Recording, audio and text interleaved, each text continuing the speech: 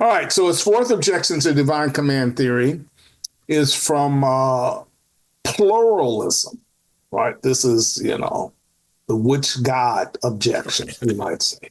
We live in a pluralistic world in which there are many people who do not believe in the God we believe in or in any God at all. So, how can we ground moral obligation in the command of God and at the same time maintain moral relations with those who do not believe in God?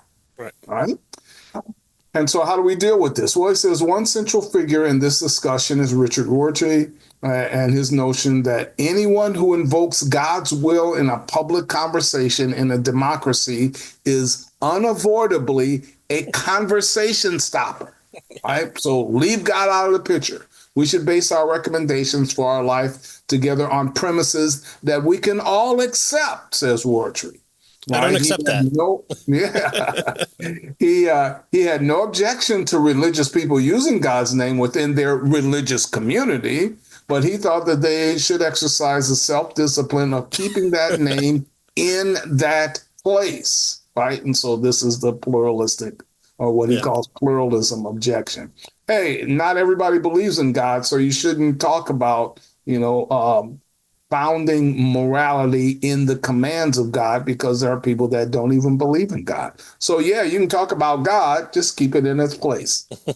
Not everyone doesn't not believe in God, so you keep it in your place. There we go. How about that? Well, there are, of course, several points here.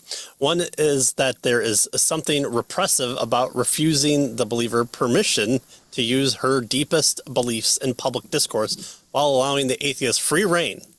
Boy, doesn't that seem like a true statement here and now? So it's okay for the atheist that doesn't believe in God to talk about their issues without reference to God, but it's not okay for the believer to talk about his issues with reference to God. Right.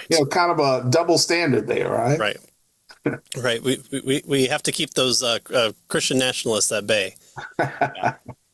A second point is that there's no workable way to base political life on foundational neutrality between believers and non-believers that is still rich enough to generate good public policy, right?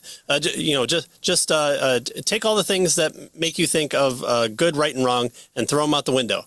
Now build everything back up, but just leave your core basic concepts from there. Well, okay, then you do that too, right? So,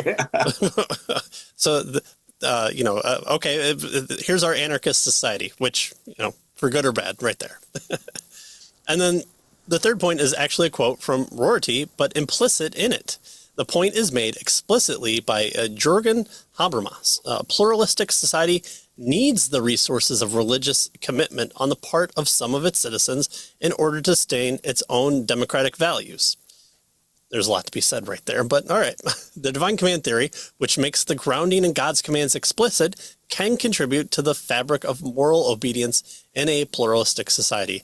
And look at all the pluralistic societies, even those that have been dominated by Christianity, have seemed to excel. And in fact, it seems to be, as Dawkins would say, is that, oh, sure, he's a cultural Christian as well, because he doesn't like seeing what Britain is becoming under the theocratic monstrosity of Islam that is coming in, and Britain is no longer Britain.